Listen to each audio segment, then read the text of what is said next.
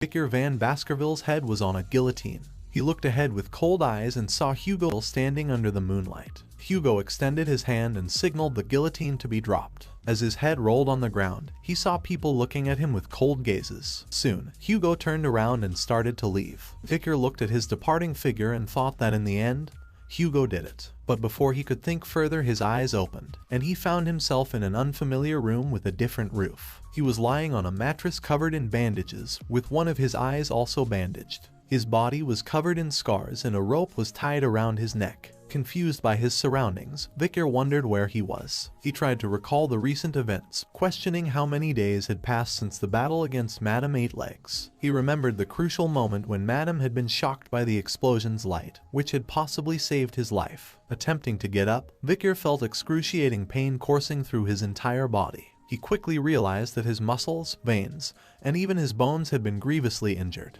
There wasn't a single spot on his body that wasn't affected by the damage. The extent of his injuries after taking a direct hit far surpassed anything he had ever imagined. He had severely underestimated the sheer force behind Madame's attack, to the point where he could feel its impact deep within his bones. He pondered the trap that had caused the neckache he was currently experiencing, realizing it had inadvertently saved him. Considering the situation, Vicar contemplated whether everything was progressing according to his plan. He acknowledged his successful escape from Hugo's watch and the presence of witnesses, including Adolf and Camus, so he didn't need to worry about his death being proven. Vicar exited the room and surveyed his surroundings, observing barbarians strolling around and children learning how to use bows. Recognizing the place as the Balak's camp, known as Bulak, Vicar wondered if he was being held captive there. Realizing that he was amidst a camp belonging to the natural enemies of the Baskerville clan, Vicar grew concerned. He acknowledged his inability to escape with his heavily injured body. As he contemplated his situation, a barbarian girl ordered some slaves to hurry up,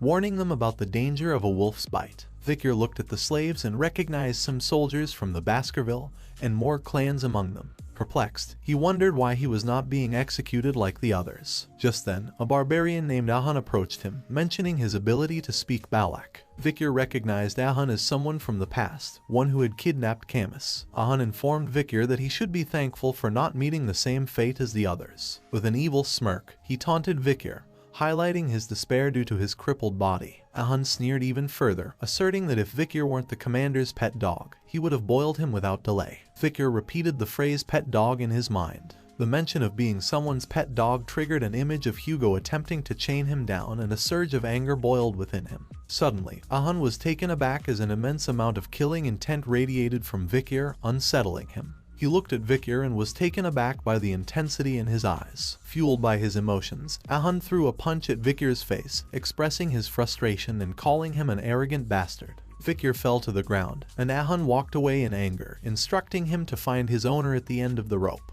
Vicar, lying on the ground, watched Ahun leave and vowed to remember his face. He resolved to make him pay once his body recovered. As Vicar followed the rope, he questioned the length of it, expressing his frustration as he walked without reaching the end. He wondered if his owner awaited him at the rope's end. Suddenly, the rope tightened, and Vicar realized he had reached the end. Surprised, he looked ahead and saw Ian bathing in a small pond. Vicar stood at the edge of the pond, motionless and silent, as Ian held the other end of the rope. Ian smiled and told Vicar to lie down. Vicar, shocked by her words, didn't immediately understand their meaning. Suddenly, she pulled the rope, causing Vicar to fly forward, narrowly avoiding an arrow that would have struck him but instead hit a tree trunk. Ian then shouted at the children nearby, reprimanding them and instructing them to practice elsewhere. As Vicar lay on the ground, Ian turned her attention back to him. She expressed gratitude for his role in setting her free at the slave auction. Pointing her finger at him, she explained the principle of returning kindness twofold and revenge tenfold. Since he had saved her once, she had saved him twice. Vicar questioned her about saving him twice. Ian explained that she had gone back just in case after the huge explosion, and if she hadn't, he would have died.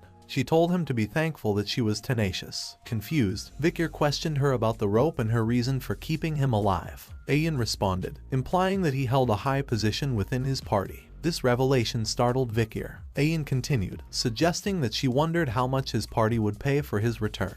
Vicar was taken aback by her statement, realizing that he was in trouble. If hostage negotiations were initiated with the Baskerville clan, His plan to escape Hugo's watch would become meaningless. He pondered his options in this difficult situation. With a mischievous grin, Ayan looked at Vikir and revealed her intentions. She told him not to hope for a return to his party because he would become her slave. Ayan proceeded to take out her dagger and cut the rope around his neck. Vikir internally heaved a sigh of relief, thinking that his plan had not failed. She then pointed her dagger at Vikir and suggested that they decide on their titles, with her preferring to be called Master. Vikir stood with an emotionless face, remaining silent in response. Ayan, seemingly amused, complimented his rebellious eyes and expressed her anticipation of taming him. Before they continued, Ayan mentioned that there was a place they had to stop by. She urged Vikir to start moving, prompting him to ask where they were going. With a smile, Ayan replied with a rhetorical question, implying that it should be obvious. She explained that it was customary to offer greetings when stepping into someone else's land.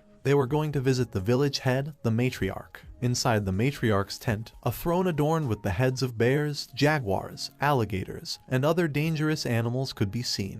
Each head had an arrow stuck in it. Atop this throne sat a woman who exuded a sense of pride.